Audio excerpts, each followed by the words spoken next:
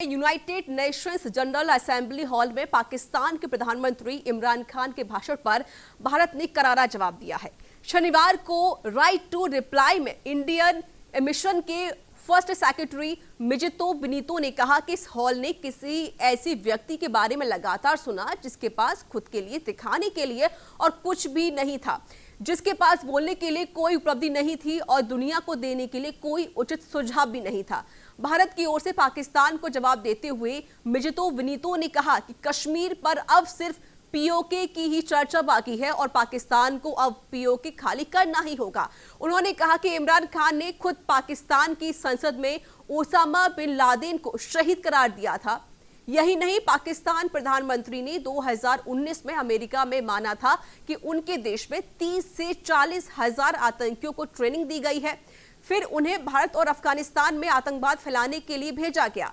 मिजितो बिनीतो ने पाकिस्तान में हिंदुओं, ईसाइयों और सिखों के साथ ही अन्य धार्मिक नस्लीय समूह के लोगों को निशाना बनाया जा रहा है, जबरन उनका धर्म परिवर्तन कराया जा रहा है।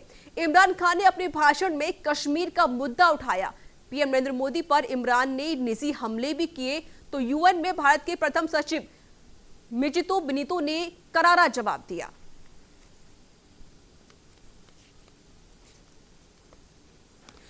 और हमारे साथ जुड़ चुके हैं अधिक जानकारी के लिए वरिष्ठ पत्रकार आरबी उपाध्याय।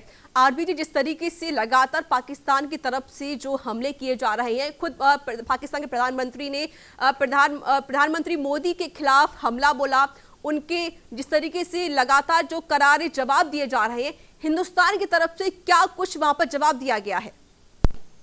देखिए, हिंदुस्तान का कहना बड़ा क्लियर है कि जिस मुल्क के पास भी दुनिया को देने के लिए कुछ नहीं है या अपने यहाँ कुछ नहीं है बताने को, वो आज कश्मीर की बात करता है जी। कश्मीर, देखिए कश्मीर जो ऑक्युपाइड कश्मीर है, वहाँ के लोग खुद एक्चुअल में आप पाकिस्तान से अभी तंग आ चुके हैं, चाहे वो अभी बटालिस्तान का या दूसरी जो कम्युनिटी है उनका है, तो वो लोग आए दिन प्रदर्शन करते हैं।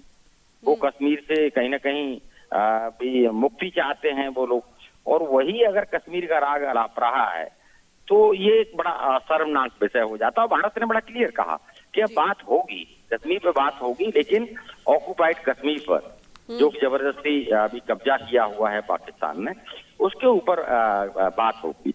और देखिए, विश्व समुदाय जानता है कि भी पाकिस्तान और आतंकवाद दोनों एक दूसरे के पर्याय हैं, चाहे ओसामा बिन लादेन का हो या दूसरे टेररिस्ट का हो, चाहे वो अफगानिस्तान में आप देखेंगे कि जिस तरह का अभी आतंक फैलाया गया पाकिस्तान द्वारा, तो वो किसी से छुपा नहीं जी। तो जब भी ये बात छेड़ता है पाकिस्तान, तो पाकिस्तान खुद एक्सपोज होता है और दुनिया पाकिस्तान के बारे में जानती है कि एक बर्बाद मुल्क है और जिस तरीके से आतंकवादियों का सत्ता के साथ गठजोड़ है, या मैं तो ये कहूंगा भी सत्ता पर काबिज हैं, तो वो एक चिंता का विषय दुनिया के लिए।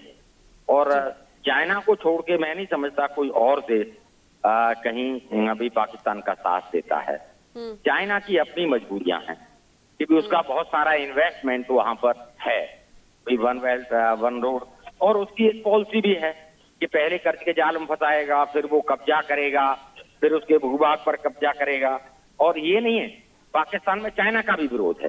जो पाकिस्तान का आवाम है वो जानता है कि भाई चाइना की जो विस्तारवादी नीति है वो पाकिस्तान के लिए बहुत घातक है, और पाकिस्तान जिस तरीके से कर्ज के जाल में फंसता चला जा रहा है वो भी एक चिंता का विषय है। तो देखिए, अपने यहाँ जो एक असमंजस की स्थिति या अनसर्टेनिटी जिस तरह की है, तो वो अपने मुल्क को नहीं संभाल पा रहा हो जो व्यक्ति, वो अगर मान लीजिए कश्मीर की बात करता है तो एक बड़ा आश्चर्य होता है विश्व पटल पर। लेकिन भारत ने बड़ा क्लियर जवाब दिया है और एक अच्छा जवाब है कि भी पाकिस्तान के पास दुनिया को बताने के लिए या देने के लिए कुछ नहीं है, सिवाय इसके कि भी कश्मीर के राग अलापता रहता है। जी बिल्कुल आरबी उपाध्याय, जिस तरीके से लगातार भारत की तरफ से भी जवाब दिए जा रहे हैं, लेकिन बड़ी बात यह भी है कि इमरान खान की तरफ से जिस तरीके से भारत पर आरोप लगाए जा रहे हैं, फिर भारत उनको करारा जवाब भी दे रहा है। क्या लगता है कि ये स्थिति जो बन रही है कोई युद्ध की स्थिति पैदा कर सकती है? देखिए, पाकिस्तान की तरफ से युद्ध का कोई मैं नहीं समझता हूँ कि स्थिति पैदा हो सकती है जी। ये बात अलग है कि भाई चाइना पाकिस्तान को फंडिंग करे और वो वहां से एक नया मोर्चा खोल दे, पाकिस्तान तो एक मोहरा बना के वो जरूर एक संभावना बनती है।